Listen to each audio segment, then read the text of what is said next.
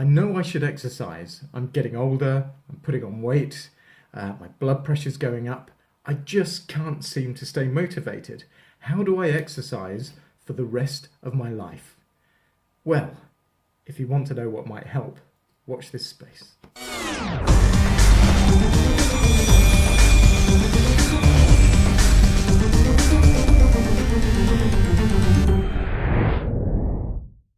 People who watch these blogs know that I'm really only interested in what the medical and scientific literature has to say about longevity and healthy aging.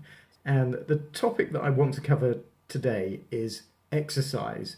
This video is really aimed at those people who've fallen off the bandwagon. You've probably not exercised for years. Maybe you've never exercised properly at all in your life, or you keep starting exercise and stopping, or you lose motivation. I want to make one point. I am no Adonis or exercise guru, but what I want to present is the data that's in the published scientific and medical literature.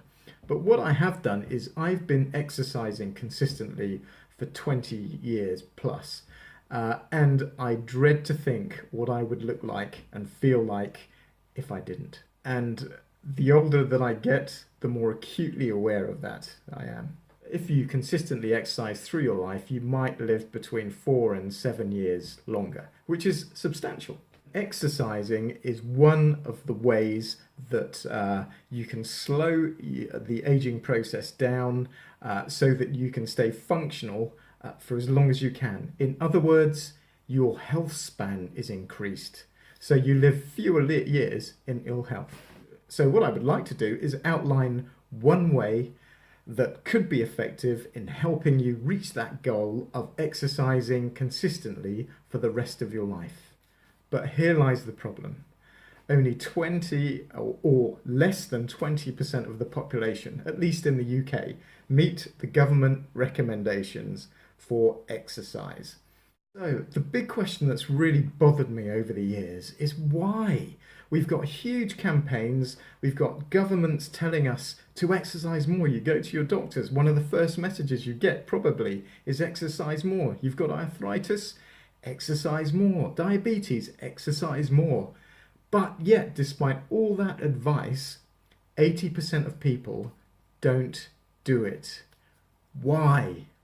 I think one of the things that keeps coming out again and again, if you really dig a little below the surface, is that it's the fear of failure. And what I mean by that is that most people don't really believe that they can exercise for the rest of their life because it takes so much effort and hard work. So the scenario is you go out the front door, you go for a run, particularly for men. Maybe you can't admit you're unfit and getting older. So you go out the front door and you go into a burst of speed that lasts for about 300 meters. And then you're hanging off, you're in pain, or you're at the boot camp, you're sweating, you're in agony. And you get home, you scramble home, and you internally think, I can't do that. It's beyond me. And you've just put yourself off exercising for the next 2 years.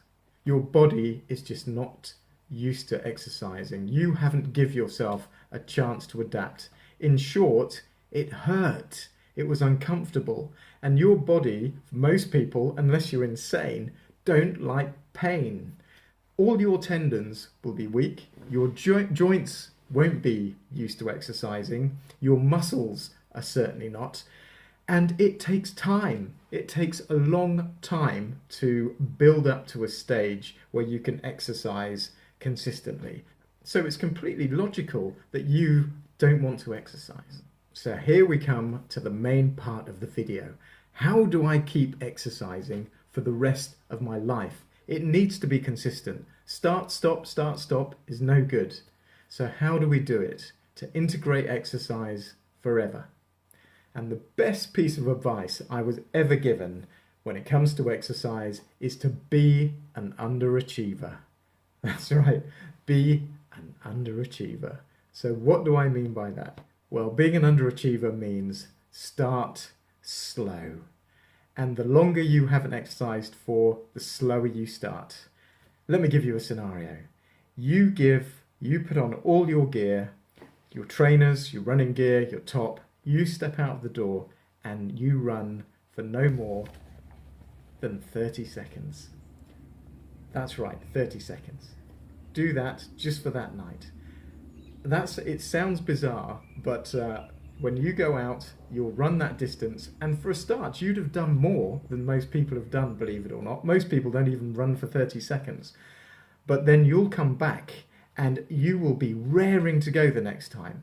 You'll feel psychologically like you've played a trick on yourself. You haven't, because you've gone out and done it, but psychologically you will be raring to go the next time. Do it 2 or 3 times a week. That's fine.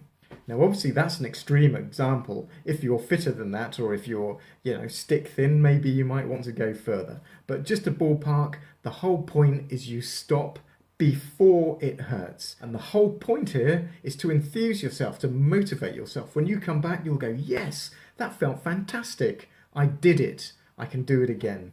Because if you haven't exercised for a long time, the hardest part is making that psychological switch to wanting to do it, to getting out of the door. And once you've done it, once you've done that act of going out, then that's fine. You've opened the doors, and then you can build up slowly over time.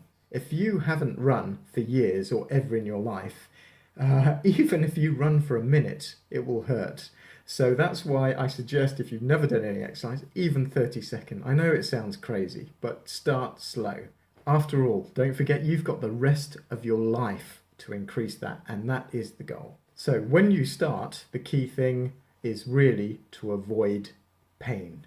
Pain is what puts us off. So the second stage, we've got that out of the way, is to increase your distances. Now, of course, that's a very personal thing. So if you started at that 30 seconds, maybe after a couple of weeks, ramp it up to a minute. But again, stop before you feel pain. If you're running and you feel pain, stop and enjoy it. Then walk back home. Then build it up over weeks and months. And even though it will be slow, you will enjoy it. That's the thing. As soon as you stop enjoying exercise, it's dead in the water. You will not carry on. The second rule is to integrate. Try and integrate the exercise into your life. For example, the obvious one, if you take a train to work, maybe walk, jog, or cycle to the train station, or cycle to work, or walk to work, or do a partial walk to work.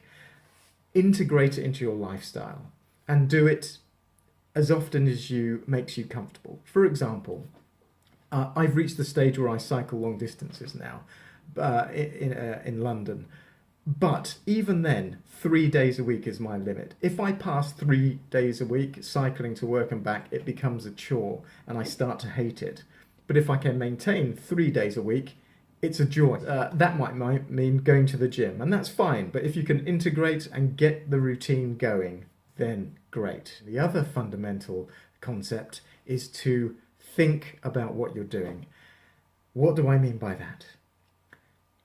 If you do an exercise or someone offers you to join in some exercise plan, if you try and think into the future, 5 years, 10 years, and you think to yourself, will I be doing this boot camp in 5 years? Will I be doing this HIIT training in 10 years? If the answer is no, then don't do it.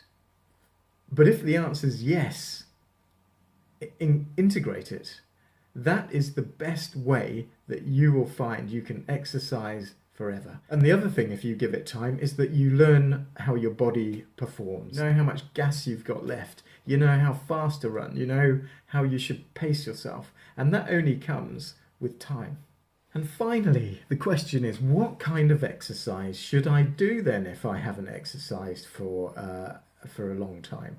And that's a really good question. The aerobic exercise, and then as your body adapts, you might want to incorporate the other groups. So that might be the HIIT training, and then the weight training and the stretching, which you can do anyway, which is good at any time.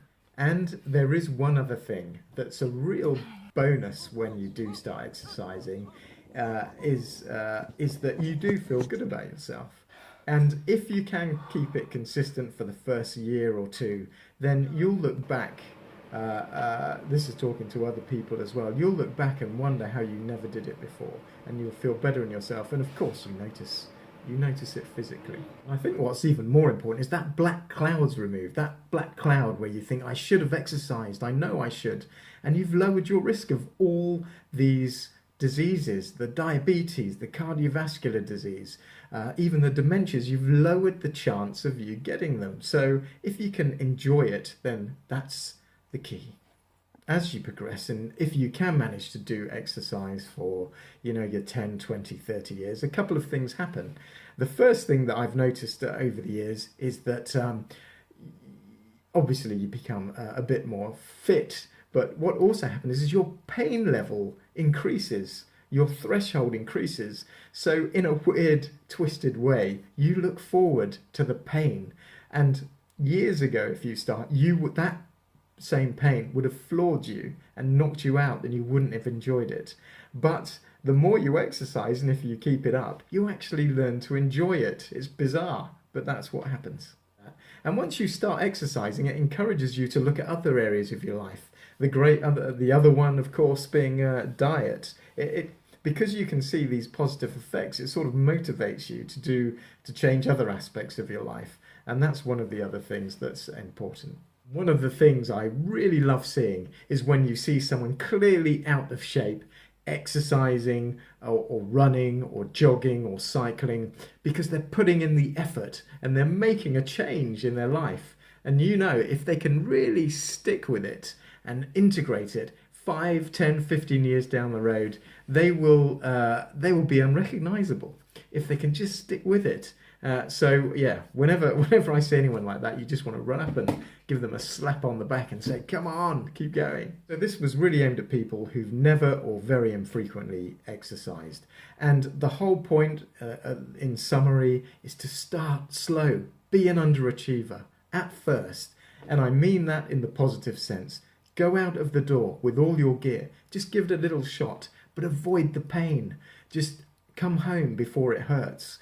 And then psychologically, you will be raring to go the next time. And then over the weeks, months, years, you will build that up. And before you know it, you will be consistent. And it's that consistency that you need. And that is the only way I can think of that you can integrate this exercise and enjoy it for the rest of your life. I hope it helps. And if this helps one person, then it's been worthwhile. Also, please subscribe if you like these videos. It's a big help to see people interested in these. And until next time.